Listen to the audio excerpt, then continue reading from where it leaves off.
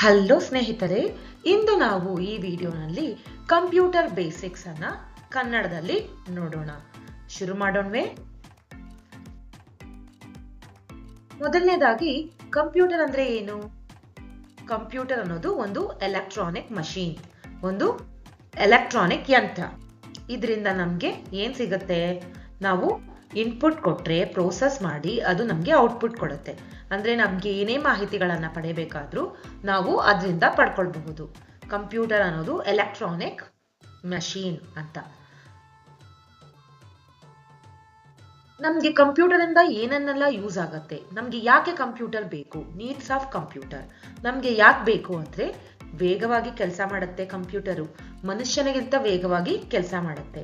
ಮತ್ತೆ ಆಕ್ಯುರೇಸಿ ಅಂದ್ರೆ ಸರಿಯಾದ ಉತ್ತರವನ್ನ ಕೊಡುತ್ತೆ. ಮತ್ತೆ ಮಾಹಿತಿಗಳನ್ನು ಸಂಗ್ರಹಣೆ ಮಾಡುತ್ತೆ. ಅಂದ್ರೆ ಇಟ್ ಸ್ಟೋರ್ಸ್ ಡೇಟಾನ ಸ್ಟೋರ್ ಮಾಡುತ್ತೆ.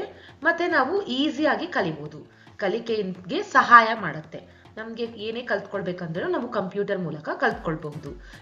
ಇದೆಲ್ಲ ಕಂಪ್ಯೂಟರ್ ಇಂದ ನಮ್ಗೆ ಯೂಸಸ್. ನೆಕ್ಸ್ಟ್ ಒನ್ ಬಂದ್ರೆ, ನಾವು ಎಲ್ಲೆಲ್ಲಿ ಕಂಪ್ಯೂಟರ್ಸ್ ನ ನೋಡಬಹುದು ಅಂದ್ರೆ places where we can see computer. ಅಂದ್ರೆ ನಾವು ಎಲ್ಲೆಲ್ಲ ಕಂಪ್ಯೂಟರ್ಸ್ ಯೂಸ್ ಮಾಡಬಹುದು ಅಂತ. ನಾವು ಶಾಲೆಗಳಲ್ಲಿ ಕಂಪ್ಯೂಟರ್ ನ ಯೂಸ್ ಮಾಡ್ತೀವಿ. ಟೀಚರ್ಸ್ ಬಂದು ಕಂಪ್ಯೂಟರ್ ಅನ್ನ ಹೇಳ್ಕೊಡ್ತಾರೆ, ಕಂಪ್ಯೂಟರ್ ಬಗ್ಗೆ ಹೇಳ್ಕೊಡ್ತಾರೆ. ಕಂಪ್ಯೂಟರ್ ಅಲ್ಲಿ ನಾವು ಎಷ್ಟು ಪ್ರಾಜೆಕ್ಟ್ಸ್ ಗಳನ್ನ ಮಾಡ್ತೀವಿ. ಕಚೇರಿಗಳಲ್ಲಿ ಅಂದ್ರೆ ಆಫೀಸ್ಗಳಲ್ಲಿ ಕಂಪ್ಯೂಟರ್ಸ್ ಯೂಸ್ ಮಾಡ್ತಾರೆ ಮೇಲ್ ಮಾಡೋದಕ್ಕೆ. ಮನೆಗಳಲ್ಲಿ ವಿಡಿಯೋ ನೋಡೋದಕ್ಕೆ, ಗೇಮ್ಸ್ ಆಡೋದಕ್ಕೆ, ಮತ್ತೆ ಇಮೇಲ್ ಕಳಿಸೋದಕ್ಕೆ, ಪ್ರಾಜೆಕ್ಟ್ಸ್ ಮಾಡೋದಕ್ಕೆ, ಹಾಡುಗಳನ್ನ ಕೇಳೋದಕ್ಕೆ, ಇದಕ್ಕೆಲ್ಲ ಯೂಸ್ ಮಾಡ್ತೀವಿ. ಆಸ್ಪತ್ರೆಯಲ್ಲಿ ರೋಗಿಗಳ ಮಾಹಿತಿಗಳನ್ನ ಸಂಗ್ರಹ ಮಾಡೋದಕ್ಕೆ, ಮತ್ತೆ ಬಿಲ್ನ ಮಾಡೋದಕ್ಕೆ, ಈ ತರದಕ್ಕೆಲ್ಲ ನಾವು ಕಂಪ್ಯೂಟರ್ಸ್ನ ಯೂಸ್ ಮಾಡ್ತೀವಿ. ಬ್ಯಾಂಕ್ಗಳಲ್ಲಿ ಮನಿ ವಿತ್ಡ್ರಾ ಮಾಡೋದಕ್ಕೆ, ಮತ್ತೆ ಮನಿ ಬಂದು ಡೆಪಾಸಿಟ್ ಮಾಡೋ ಡೀಟೇಲ್ಸ್ ಎಲ್ಲ ಇರುತ್ತೆ. ಮತ್ತೆ ಬ್ಯಾಂಕಲ್ಲಿ ಕಸ್ಟಮರ್ಸ್ ಡೇಟಾಗಳನ್ನೆಲ್ಲ ಸ್ಟೋರ್ ಮಾಡೋದಕ್ಕೆ ಯೂಸ್ ಮಾಡ್ತಾರೆ. ಅಂಗಡಿಗಳಲ್ಲಿ ಎಷ್ಟು ಸ್ಟಾಕ್ಸ್ ಇದೆ ಐಟಮ್ಸ್ಗಳು, ಅದಕ್ಕೆಲ್ಲ ಯೂಸ್ ಮಾಡ್ತಾರೆ. ಮತ್ತೆ ಬಿಲ್ನ ಗ್ರಾಹಕರಿಗೆ ಕೊಡೋದಕ್ಕೋಸ್ಕರ ಯೂಸ್ ಮಾಡ್ತಾರೆ. ಅಂದ್ರೆ ಶಾಲೆಗಳಲ್ಲಿ, ಕಚೇರಿಗಳಲ್ಲಿ, ಮನೆಗಳಲ್ಲಿ, ಆಸ್ಪತ್ರೆಗಳಲ್ಲಿ, ಬ್ಯಾಂಕ್ಗಳಲ್ಲಿ ಮತ್ತೆ ಅಂಗಡಿಗಳಲ್ಲಿ ನಾವು ಕಂಪ್ಯೂಟರ್ಗಳನ್ನ ನೋಡಬಹುದು. ನಿಮ್ಗೆ ಬೇರೆ ಯಾವ್ದಾದ್ರು ಪ್ಲೇಸಸ್ ಅಲ್ಲಿ ನೀವು ನೋಡಿದ್ರೆ ಕಮೆಂಟ್ ಮಾಡಿ. ನಂತರ ಮೇನ್ ಪಾರ್ಟ್ಸ್ ಆಫ್ ದ ಕಂಪ್ಯೂಟರ್ನ ಮುಖ್ಯ ಭಾಗಗಳು ಏನೇನೆಲ್ಲ ಇದೆ ಕಂಪ್ಯೂಟರ್ಸ್ ಅಲ್ಲಿ ಅಂತ. ಮಾನಿಟರ್ ಇರುತ್ತೆ, CPU ಇರುತ್ತೆ, ಕೀಬೋರ್ಡ್ ಮತ್ತೆ ಮೌಸ್. ಇದೇ 4 main parts. Monitor, keyboard, CPU, mouse ಅನ್ನೋದೇ main part of the computer. ಇದೇ ಮುಖ್ಯವಾದ ಭಾಗಗಳು, 4 ಅಂಗಗಳು. ಒಂದೊಂದಾಗಿ ನಾವು ನೋಡೋಣ. ಮಾನಿಟರ್, ಇದೇ monitor looks like a TV. ನಮ್ಗೆ ಟಿವಿ ತರ ಕಾಣುತ್ತೆ. ಮಾನಿಟರ್ ಬಂದು ಟಿವಿ ತರ ಕಾಣುತ್ತೆ. ಇದರಿಂದ ನಾವು ಬರ್ದಿರೋ ಚಿತ್ರಗಳನ್ನ ನೋಡಬಹುದು. ಟೆಕ್ಸ್ಟ್ ನಾವೇನಾದ್ರೂ ಟೈಪ್ ಮಾಡಿದ್ರೆ ಅದನ್ನ ನೋಡಬಹುದು. ಬರಹಗಳನ್ನ ಅದು ನಮ್ಗೆ ತೋರಿಸುತ್ತೆ, ಚಿತ್ರಗಳನ್ನ ನಮ್ಗೆ ತೋರಿಸುತ್ತೆ, ವಿಡಿಯೋಸ್ಗಳನ್ನ ತೋರಿಸುತ್ತೆ. ಮಾನಿಟರ್ಸ್ ಬಂದು ನಮ್ಗೆ ನಾವೇನೇ ಕೆಲಸಗಳನ್ನ ಮಾಡ್ತೀವಿ, ನಮ್ಗೆ ಏನ್ ಬೇಕೋ ಅದನ್ನ ನಮ್ಗೆ ತೋರಿಸೋದು ಮಾನಿಟರ್ ಮಾಡುತ್ತೆ.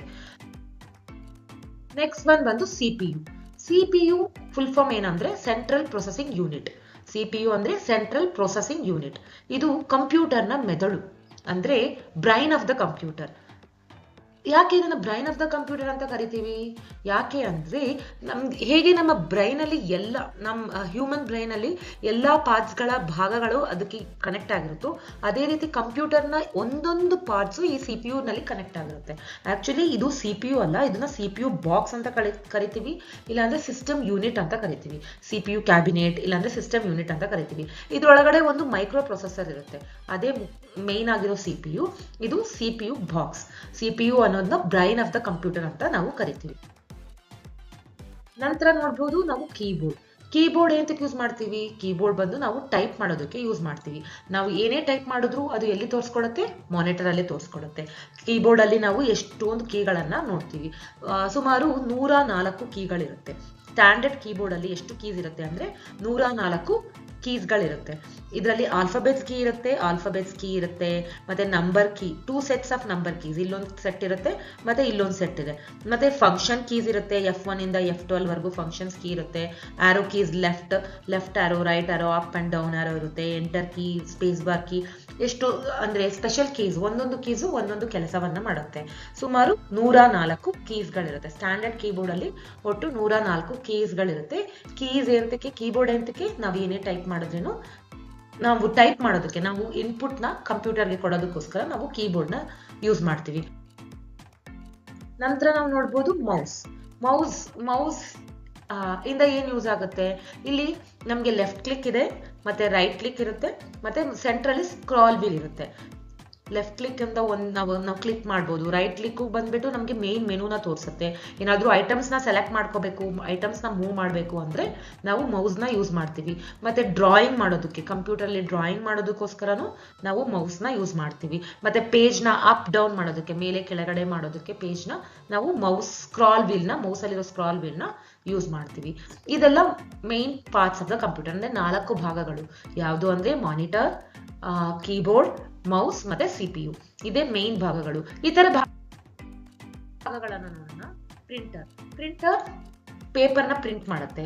ನಾವು ಪ್ರಿಂಟಿಂಗ್ ಶಾಪ್ ಅಲ್ಲಿ ಹೋಗಿರ್ತೀವಲ್ಲ, ಅಲ್ಲಿ ಪ್ರಿಂಟ್ ಮಾಡ್ಕೋತೀವಲ್ಲ, ಅದು ಪ್ರಿಂಟರ್. ಮತ್ತೆ ಸ್ಕ್ಯಾನರ್ ಬಂದ್ಬಿಟ್ಟು ನಾವು ಪೇಜ್ ಅಲ್ಲಿರೋ ಇಮೇಜ್ ನ ಸ್ಕ್ಯಾನ್ ಮಾಡ್ಬೇಕಾಗುತ್ತೆ ಅಂದ್ರೆ ನಾವು ಸ್ಕ್ಯಾನರ್ ನ ಯೂಸ್ ಮಾಡ್ತೀವಿ. ಸ್ಪೀಕರ್ ಹಾಡ್ಗಳನ್ನ ಲೌಡ್ ಆಗಿ ಕೇಳೋದಕ್ಕೆ, ಏನಾದ್ರು ಫಂಕ್ಷನ್ ಇದೆ ಸ್ಪೀಕರ್ಸ್ ಹಾಕ್ತಾರಲ್ಲ ಅದು. ವೆಬ್ ಕ್ಯಾಮ್ ಇಂದ ನಾವು ಅಂದ್ರೆ ವೆಬ್ ಕ್ಯಾಮ್ ಅಂದ್ರೆ ಕ್ಯಾಮ್ರಾ, ಇದರಿಂದ ನಾವು ವಿಡಿಯೋ ಕಾಲ್ ಮಾಡ್ಬೋದು, ಆನ್ಲೈನ್ ಕ್ಲಾಸಸ್ ಅಟೆಂಡ್ ಮಾಡ್ಬೋದು, ಮತ್ತೆ ಫೋಟೋಸ್ ಕೂಡ ತಗೊಳ್ಬೋದು. ಇದೆಲ್ಲ other parts of the computer, ಬೇರೆ ಭಾಗಗಳು. ಬಟ್ ಆ 4 ಭಾಗಗಳೇ ಮುಖ್ಯವಾದ ಭಾಗಗಳು. ನಂತರ ಕಂಪ್ಯೂಟರ್ ಹೇಗೆ ವರ್ಕ್ ಆಗುತ್ತೆ. ಕಂಪ್ಯೂಟರ್ ಬಂದು ಇನ್ಪುಟ್ ಪ್ರೋಸೆಸ್ ಔಟ್ಪುಟ್ ರೀತಿಯಲ್ಲಿ ವರ್ಕ್ ಆಗುತ್ತೆ. Input process output. Okay, input ಅಂದ್ರೆ ಏನು, ನಾವು ಏನನ್ನ ಕೊಡ್ತೀವೋ ಕಂಪ್ಯೂಟರ್ಗೆ ಅದೇ ಇನ್ಪುಟ್. ನಾವು ಯಾವ್ದ್ರ ಮೂಲಕ ಕೊಡ್ತೀವಿ, ಕೀಬೋರ್ಡ್ ಮೂಲಕ ಕೊಡ್ತೀವಿ ಮತ್ತೆ ಮೌಸ್ ಮೂಲಕ ಕೊಡ್ತೀವಿ. ಸಾರಿ, ನನ್ನ ಹ್ಯಾಂಡ್ ರೈಟಿಂಗ್ ಸ್ವಲ್ಪ ಖರಾಬ್ ಆಗಿದೆ, ಅದಕ್ಕೋಸ್ಕರ ಅಡ್ಜಸ್ಟ್ ಮಾಡ್ಕೊಳ್ಳಿ. ಕೀಬೋರ್ಡ್ ಇನ್ಪುಟ್ ನಾವು ಯಾವ್ದ್ರ ಮೂಲಕ ಕಂಪ್ಯೂಟರ್ಗೆ ಕೊಡ್ತೀವಿ ಅಂದ್ರೆ ಕೀಬೋರ್ಡ್ ಮತ್ತೆ ಮೌಸ್ ಮೂಲಕ ಕಂಪ್ಯೂಟರ್ಗೆ ಇನ್ಪುಟ್ ಕೊಡ್ತೀವಿ. ಇನ್ಪುಟ್ ಅಂದ್ರೆ ನಾವು ಏನ್ ಕಂಪ್ಯೂಟರ್ಗೆ ಕೊಡ್ತೀವಿ, ನಾವೇನ್ ಕೆಲಸ ಮಾಡ್ತೀವೋ ಅದು ಇನ್ಪುಟ್. ಪ್ರೋಸೆಸ್, ಕಂಪ್ಯೂಟರ್ ನಮಗೆ ಪ್ರೋಸೆಸ್ ಮಾಡಿ, ನಾವು ಇವಾಗ ಕೀಬೋರ್ಡ್ ಅಲ್ಲಿ ಟೈಪ್ ಮಾಡ್ತೀವಿ ಅಂತ ಇಟ್ಕೊಳ್ಳಿ, ನಾವು ಎ ಅಂತ ಕೀಬೋರ್ಡ್ ಇಂದ ಟೈಪ್ ಮಾಡ್ತೀವಿ, ಅದು ತಕ್ಷಣ ಇದು ಯಾವುದು ಪ್ರೋಸೆಸ್ ಮಾಡುತ್ತೆ ಅಂದ್ರೆ CPU ಪ್ರೋಸೆಸ್ ಮಾಡುತ್ತೆ. CPU ಬಂದು ಪ್ರೋಸೆಸ್ ಮಾಡುತ್ತೆ. CPU ಪ್ರೋಸೆಸ್ ಮಾಡಿದ ತಕ್ಷಣ ಅಂದ್ರೆ ಲೆಟರ್ ಎ ನಾವು ಟೈಪ್ ಮಾಡಿರೋದು CPUಗೆ ಹೋಗಿ ತಲುಪತ್ತೆ. CPU ಅದನ್ನ ಪ್ರೋಸೆಸ್ ಮಾಡಿ ಮಾನಿಟರ್ ಅಲ್ಲಿ ಎ ಅನ್ನೋದನ್ನ ಡಿಸ್ಪ್ಲೇ ಮಾಡುತ್ತೆ. ಔಟ್ಪುಟ್ ನಾವು ಏನ್ ಟೈಪ್ ಮಾಡ್ತೀವೋ ಅದು. ಇದು ಮಾಡೋದಕ್ಕೆ ಫ್ರಾಕ್ಷನ್ ಆಫ್ ಸೆಕೆಂಡ್, ಅಂದ್ರೆ ಇಮಿಡಿಯೇಟ್ ಆಗಿ ಅದು ಮಾಡುತ್ತೆ. ಅದಕ್ಕೆ ನೀವು ಟೈಪ್ ಮಾಡಿದ ತಕ್ಷಣನೇ ನೀವು ನೋಡ್ಕೊಳ್ಬಹುದು, ಅಷ್ಟು ಫಾಸ್ಟ್ ಆಗಿ. ಅದಕ್ಕೋಸ್ಕರನೇ ಹೇಳೋದು ಕಂಪ್ಯೂಟರ್ ವರ್ಕ್ಸ್ ವೆರಿ ಫಾಸ್ಟ್ ಅಂತ. ಅಂದ್ರೆ ಅದು ಅಷ್ಟು ಫಾಸ್ಟ್ ಆಗಿ ಟೈಪ್ ಮಾಡುತ್ತೆ. ನಾವು ಒಂದೊಂದ್ಸತಿ ಹೇಳ್ತೀನಿ, ಇನ್ಪುಟ್ ಬಂದು ನಾವು ಕೀಬೋರ್ಡ್ ಮತ್ತೆ ಮೌಸ್ ಮೂಲಕ ಕೊಡ್ತೀವಿ. ಓಕೆನಾ, ನಾವೇನ್ ಮಾಡ್ತೀವಿ, ನಾವೇನ್ ಕಂಪ್ಯೂಟರ್ ಕೊಡ್ತೀವೋ ಅದನ್ನ ಇನ್ಪುಟ್ ಅಂತ ಹೇಳ್ತೀವಿ. ಕಂಪ್ಯೂಟರ್ ಕೆಲಸ ಮಾಡುತ್ತೆ, ಅದನ್ನ ಪ್ರೋಸೆಸ್ ಅಂತ ನಾವು ಕರಿತೀವಿ. ಮತ್ತೆ ಔಟ್ಪುಟ್, ಅದು ನಮಗೆ ರಿಸಲ್ಟ್ ಕೊಡುತ್ತಲ್ಲ, ಅದನ್ನ ನಾವು ಔಟ್ಪುಟ್ ಅಂತ ಕರಿತೀವಿ. ವಿಡಿಯೋ ಆಗ್ಲಿ, ಟೆಕ್ಸ್ಟ್ ಆಗ್ಲಿ, ಮತ್ತೆ ಇಮೇಜಸ್, ಫೋಟೋಸ್ ಆಗ್ಲಿ, ಅದನ್ನ ಔಟ್ಪುಟ್ ಅಂತ ಕರಿತೀವಿ. ಸಿಂಪಲ್ ಆಗಿ ಹೇಳ್ಬೇಕಂದ್ರೆ, ಇವಾಗ ಒಂದು ಜ್ಯೂಸರ್ ಇರುತ್ತೆ, ನಿಮ್ಗೆ ಒಂದು ಆರೆಂಜ್ ಜ್ಯೂಸ್ ಕುಡಿಬೇಕು ಅಂತ ಅನ್ಸುತ್ತೆ ಅಂತ ಇಟ್ಕೊಳ್ಳಿ. ಫಸ್ಟ್ ನೀವು ಜ್ಯೂಸರ್ಗೆ ಏನ್ ಕೊಡ್ತೀರಾ, ಆರೆಂಜ್ ನ ಅದರಲ್ಲಿ ಸ್ಕ್ವೀಸ್ ಮಾಡೋದಕ್ಕೆ ಹಾಕ್ತೀರಾ, ಮತ್ತೆ ಶುಗರ್ ಬೇಕಾದ್ರೆ ಹಾಕ್ತೀರಾ. ಆಗ ಏನ್ ಅಂದ್ರೆ ಅದು ಇನ್ಪುಟ್. ಆರೆಂಜ್ ಅನ್ನೋದು ಇನ್ಪುಟ್, ಆರೆಂಜ್ ಮತ್ತೆ ಶುಗರ್ ಅನ್ನೋದು ಇನ್ಪುಟ್. ಮತ್ತೆ ಜ್ಯೂಸರ್ ಏನ್ ಮಾಡುತ್ತೆ, ಜ್ಯೂಸರ್ ಬಂದು ಗ್ರೈಂಡ್ ಮಾಡುತ್ತೆ. ಅದು ಜ್ಯೂಸರ್ ಬಂದು ಜ್ಯೂಸ್ ಮಾಡಿ ಕೊಡುತ್ತಲ್ಲ, ಅದು ಗ್ರೈಂಡ್ ಮಾಡುತ್ತೆ. ಆ ಗ್ರೈಂಡಿಂಗ್ ಅನ್ನೋದು ಪ್ರೋಸೆಸ್. ಮತ್ತೆ ನಿಮ್ಗೆ ಔಟ್ಪುಟ್ ಅಂದ್ರೆ ರಿಸಲ್ಟ್. ನಮ್ಗೇನ್ ಬೇಕು, ಜ್ಯೂಸ್ ಬೇಕು, ಸೊ ಅದು ಔಟ್ಪುಟ್. ಅದೇ ರೀತಿ ಕಂಪ್ಯೂಟರು ಇನ್ಪುಟ್ ಪ್ರೋಸೆಸ್ ಔಟ್ಪುಟ್ ಮೂಲಕ ವರ್ಕ್ ಆಗುತ್ತೆ. ಇನ್ಪುಟ್ ನಾವು ಏನ್ ಕೊಡ್ತೀವೋ ಅದು. ಫಾರ್ ಎಕ್ಸಾಂಪಲ್, ಮೌಸ್ ಇಂದ ನೀವು ಡ್ರಾಯಿಂಗ್ ಮಾಡ್ತೀರಾ ಅಂತ ಇಟ್ಕೊಳ್ಳಿ, ನೀವು ಒಂದು ಲೈನ್ ಎಳಿತಾ ಇದ್ದೀನಿ, ಈಗ ನಾನೊಂದು ಲೈನ್ ಎಳಿತಾ ಇದ್ದೀನಿ ಮೌಸ್ ಮೂಲಕ, ಅದು ಇನ್ಪುಟ್. ತಕ್ಷಣನೇ ನಮ್ಗೆ ಆ ಲೈನ್ ಕಾಣ್ತಾ ಇದೆ ಅಲ್ವಾ, ಅದು ಬಂದ್ಬಿಟ್ಟು ಔಟ್ಪುಟ್. ಅದು ನಮ್ಗೆ ಯಾವ್ದ್ರ ಮೂಲಕ ಗೊತ್ತಾಗುತ್ತೆ, ಮಾನಿಟರ್ ಮೂಲಕ ಗೊತ್ತಾಗುತ್ತೆ. ಅದಕ್ಕೋಸ್ಕರ ಮಾನಿಟರ್ ಬಂದ್ಬಿಟ್ಟು ಔಟ್ಪುಟ್ ಡಿವೈಸ್. ಸೊ ಅರ್ಥ ಆಯ್ತಲ್ಲ. ನೆಕ್ಸ್ಟ್ ಮತ್ತೆ ಗುಡ್ ಹ್ಯಾಬಿಟ್ಸ್. ನಾವು ಕಂಪ್ಯೂಟರ್ ಅಲ್ಲಿ ಕುತ್ಕೊಳ್ಳುವಾಗ ನಾವು ಯಾವ ತರ ಗುಡ್ ಹ್ಯಾಬಿಟ್ಸ್ ಅಂದ್ರೆ ಒಳ್ಳೆಯ ಅಭ್ಯಾಸಗಳನ್ನ ನಾವು ತಿಳ್ಕೊಬೇಕು ಅಂದ್ರೆ ಸಿಟ್ ಸ್ಟ್ರೈಟ್, ನಾವು ನೇರವಾಗಿ ಕುತ್ಕೊಳ್ಬೇಕಾಗುತ್ತೆ. ಗೂನ್ ಬೆನ್ನಿಂದ ಕುತ್ಕೊಳ್ಬಾರ್ದು, ನೇರವಾಗಿ ಸ್ಟ್ರೈಟ್ ಆಗಿ ಕುತ್ಕೋಬೇಕು. ಮತ್ತೆ ನಾವು ಡಿಸ್ಟೆನ್ಸ್ ನ ಮೇಂಟೈನ್ ಮಾಡಬೇಕು ಕಂಪ್ಯೂಟರ್ಗೂ ನಮಗೂ, ಯಾಕಂದ್ರೆ ಕಂಪ್ಯೂಟರ್ ಅಲ್ಲಿರೋ ರೇಸ್ ಬಂದು ನಮಗೆ ಕಣ್ಣಿಗೆ ಅಫೆಕ್ಟ್ ಆಗಬಹುದು. ಅದಕ್ಕೋಸ್ಕರ ನಾವು ಒಂದು ಸ್ವಲ್ಪ ಡಿಸ್ಟೆನ್ಸ್ ಮೇಂಟೈನ್ ಮಾಡಬೇಕು. ಮತ್ತೆ ನಾವು ಕಂಪ್ಯೂಟರ್ನ ಹ್ಯಾಂಡಲ್ ಮಾಡುವಾಗ ಕ್ಲೀನ್ ಹ್ಯಾಂಡ್ಸ್ ಅಲ್ಲಿ, ವೆಟ್ ಹ್ಯಾಂಡ್ ಅಂದ್ರೆ ಒದ್ದೆ ಆಗಿರೋ ಹ್ಯಾಂಡ್ಸ್ ಅಲ್ಲಿ ಯೂಸ್ ಮಾಡಬಾರ್ದು. ನಾವು ಕ್ಲೀನ್ ಆಗಿ ಅಂದ್ರೆ ವೈಪ್ ಆಗಿರೋ ಡ್ರೈ ಹ್ಯಾಂಡ್ ಅಲ್ಲಿ ನಾವು ಯೂಸ್ ಮಾಡಬೇಕು. ಮತ್ತೆ ನಾವು ಕಂಪ್ಯೂಟರ್ ಯೂಸ್ ಮಾಡಿದ ತಕ್ಷಣ ಶಟ್ ಡೌನ್ ಮಾಡಬೇಕು ಕರೆಕ್ಟ್ ಆಗಿ. ಶಟ್ ಡೌನ್ ಪ್ರಾಪರ್ ಆಗಿ ಶಟ್ ಡೌನ್ ಮಾಡಬೇಕು. ಹೇಗೆ ಶಟ್ ಡೌನ್ ಮಾಡಬೇಕು? ನಿಮಗೆ ಬಂದ್ಬಿಟ್ಟು ಸ್ಟಾರ್ಟ್ ಬಟನ್ ಇರುತ್ತೆ, ಅದನ್ನ ಕ್ಲಿಕ್ ಮಾಡಿದ ತಕ್ಷಣ ಶಟ್ ಡೌನ್ ಆಪ್ಷನ್ ಸಿಗುತ್ತೆ. ಪವರ್ ಬಟನ್ ಇರುತ್ತೆ, ಆ ಪವರ್ ಬಟನ್ ಅಲ್ಲಿ ಶಟ್ ಡೌನ್ ಆಪ್ಷನ್ ಸಿಗುತ್ತೆ, ಅದನ್ನ ಕ್ಲಿಕ್ ಮಾಡಿದ್ರೆ ಶಟ್ ಡೌನ್ ಆಗುತ್ತೆ. ಇದೆಲ್ಲ ಕಂಪ್ಯೂಟರ್ನ ಗುಡ್ ಹ್ಯಾಬಿಟ್ಸ್ಗಳು. ಮತ್ತೆ ಕಂಪ್ಯೂಟರ್ ಮುಂದೆ ನೀರನ್ನ ಇಲ್ಲ ತಿಂಡಿಗಳನ್ನ ಇಟ್ಕೊಂಡು ತಿನ್ನಬಾರ್ದು, ಯಾಕಂದ್ರೆ ಅದ್ರ ಮೇಲೆ ಅದು ಸ್ಪಿಲ್ ಆಗಿ ಮತ್ತೆ ತಿರ್ಗಾ ಕಂಪ್ಯೂಟರ್ ಹಾಳಾಗಕ್ಕೆ ಚಾನ್ಸಸ್ ಇರುತ್ತೆ. ಇದೆಲ್ಲ ಒಳ್ಳೆಯ ಹವ್ಯಾಸಗಳು. ನಂತರ ನೋಡ್ಬೇಕು, ನಿಮ್ಗೆ ಕ್ವಶನ್ ಇದೆ, ಫಸ್ಟ್ ಕಂಪ್ಯೂಟರ್, ಇದು ಕ್ವಶನ್ ಅಲ್ಲ, ನಿಮ್ಗೆ ಗೊತ್ತಾ ಅಂತ ಕೇಳ್ತಾ ಇದೀನಿ. ಫಸ್ಟ್ ಕಂಪ್ಯೂಟರ್ ಕಂಡುಹಿಡಿಯುವಾಗ ತುಂಬಾ ದೊಡ್ಡದಾಗಿತ್ತು. ಎಷ್ಟು ದೊಡ್ಡದಾಗಿತ್ತು ಅಂದ್ರೆ ಒಂದು ರೂಮ್ ಅಷ್ಟು ದೊಡ್ಡದಾಗಿತ್ತು. ಸೊ ಇವಾಗ ನಾವು ಎಷ್ಟು ಹ್ಯಾಂಡಿಯಾಗಿ ಯೂಸ್ ಮಾಡ್ತೀವಿ. ಕಂಪ್ಯೂಟರ್ ಅಲ್ಲಿ ಡಿಫ್ರೆಂಟ್ ಟೈಪ್ಸ್ ಆಫ್ ಕಂಪ್ಯೂಟರ್ಸ್ ಇದೆ. ಒಂದು ಬಂದು ಡೆಸ್ಕ್ಟಾಪ್ ಕಂಪ್ಯೂಟರ್ ಅಂದ್ರೆ ರೆಗ್ಯುಲರ್ ಕಂಪ್ಯೂಟರ್. ನೆಕ್ಸ್ಟ್ ಲ್ಯಾಪ್ಟಾಪ್ ಬಂದು ಹ್ಯಾಂಡಿ. ಮತ್ತೆ ಟ್ಯಾಬ್ಲೆಟ್ ಕಂಪ್ಯೂಟರ್, ಟ್ಯಾಬ್ ಅಂತ ಕರಿತೀವಲ್ಲ ಅದು. ಮತ್ತೆ ಸ್ಮಾರ್ಟ್ ಫೋನ್, ನಮ್ಮಲ್ಲಿರೋ ಫೋನ್ ಕೂಡ ಕಂಪ್ಯೂಟರೇ. ಸೊ ಇವೆಲ್ಲ ಎಷ್ಟು ಚಿಕ್ಕದಾಗಿದೆ.